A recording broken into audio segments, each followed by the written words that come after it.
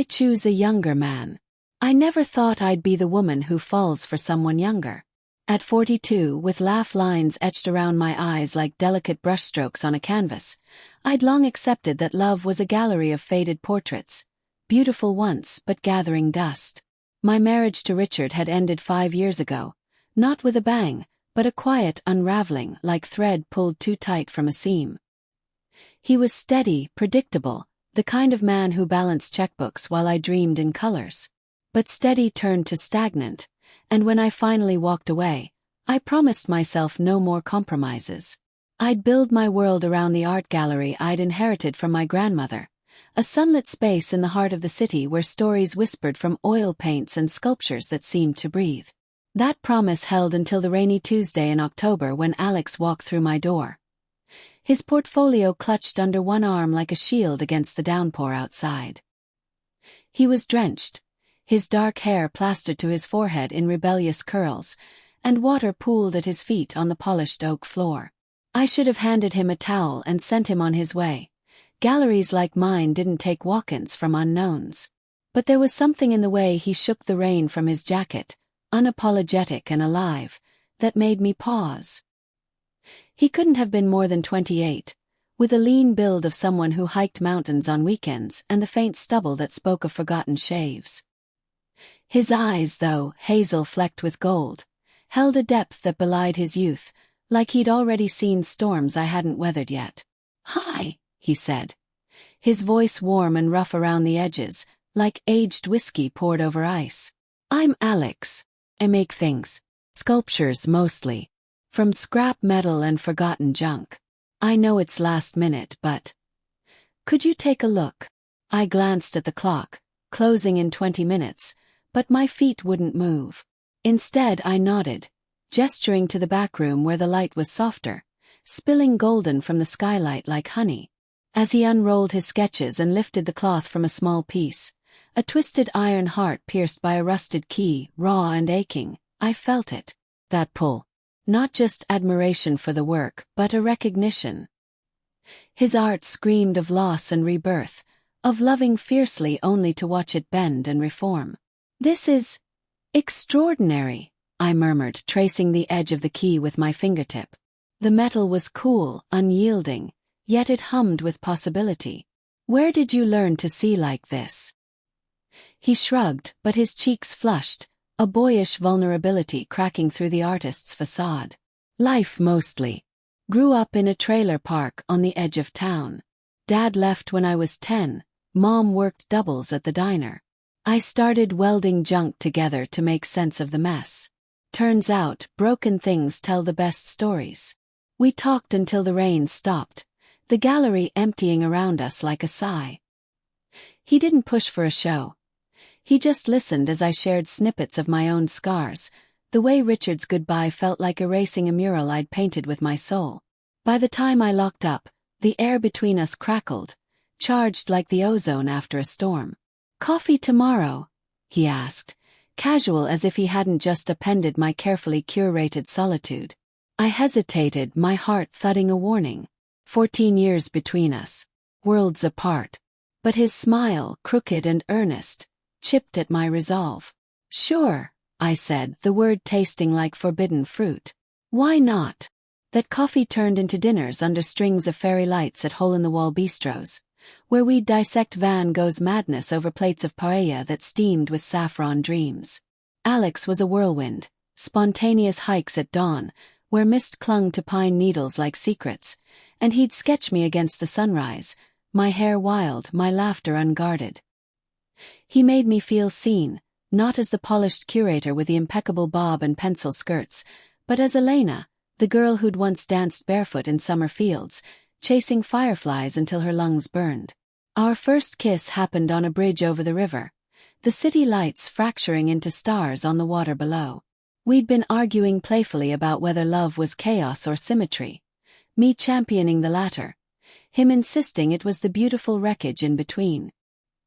He stopped mid-sentence, cupped my face with hands that smelled of clay and rain, and leaned in. His lips were soft, tentative at first, then hungry, as if he'd been starving for this connection. I melted into him, my fingers tangling in his damp shirt, the world narrowing to the salt of his skin and the steady thrum of his pulse against mine. In that moment, age was a forgotten footnote. We were just two souls colliding, sparks flying in the dark. But love, I've learned, is as much shadow as light. The whisper started small, a raised eyebrow from my best friend Lila, over brunch one crisp autumn afternoon. We sat in her sun-drenched kitchen, steam rising from our lattes like unspoken doubts. "He's adorable, Elena," she said, stirring sugar into her cup with unnecessary vigor. "But younger.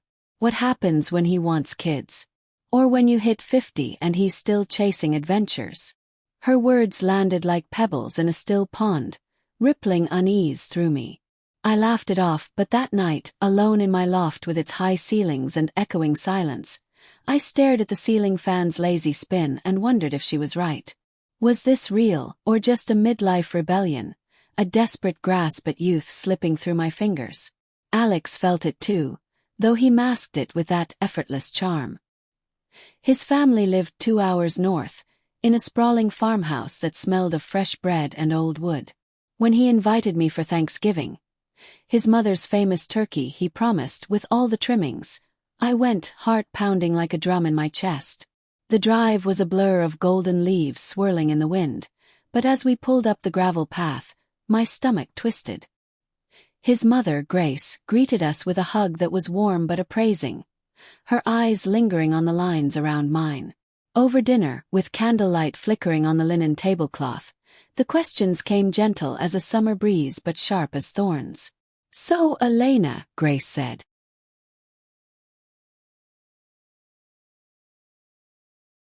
Passing the cranberry sauce, her silver hair catching the glow like a halo. "Alex tells us you're quite the force in the art world. But what about family? Plans for the future?"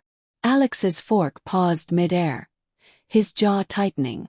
I smiled, reciting my practiced lines about cherishing the now, but inside I was crumbling. His younger sister Mia, a college freshman with braces and boundless energy, chimed in innocently. "Alex always dates artists. But you're like a grown-up artist." "Cool."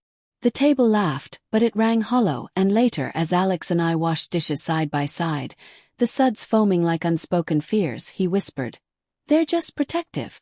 Ignore it." But I couldn't. The doubts festered, blooming into late-night confessions under the covers, where his body pressed warm against mine, an anchor in the storm. "Do you ever worry I'm too old for this?" I asked one evening, tracing the constellation of freckles across his shoulder. The room was dim, lit only by the street lamp's amber bleed through the curtains, casting shadows that danced like ghosts. He propped himself on an elbow, his gaze steady, piercing. "Elena, age is just a number etched in skin. You think I care about that? I fell for the fire in you, the way you see beauty in the broken just like I do. You're not too old, you're exactly right. For me." His words wrapped around my heart like vines, pulling me closer, and we made love slowly, deliberately, each touch a vow against the encroaching chill. Yet the world conspired. Richard, my ex, caught wind through mutual friends and cornered me at the gallery's holiday opening, a glittering affair of champagne flutes and velvet dresses. He arrived uninvited, his tie too tight, his smile too sharp. "Heard you're slumming it with a boy toy," he said, voice low as we stood by a sculpture of entwined lovers, their marble forms frozen in eternal embrace.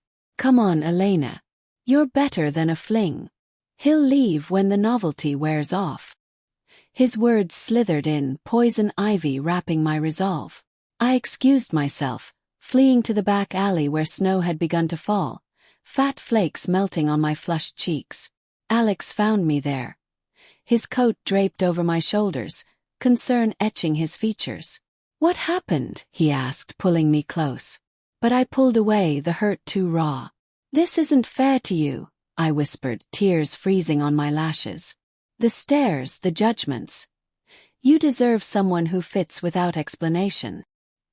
He didn't fight then, just held me as the snow blanketed the world in hush, but I saw the crack in his eyes, a glimpse of the boy who'd lost his father young, learned to weld armor from pain.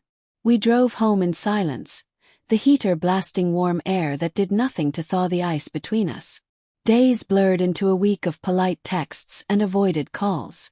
I threw myself into the gallery, curating a winter exhibit of resilient works, pieces that endured unbowed. But every sculpture mocked me, every painting bled with what I'd walked from.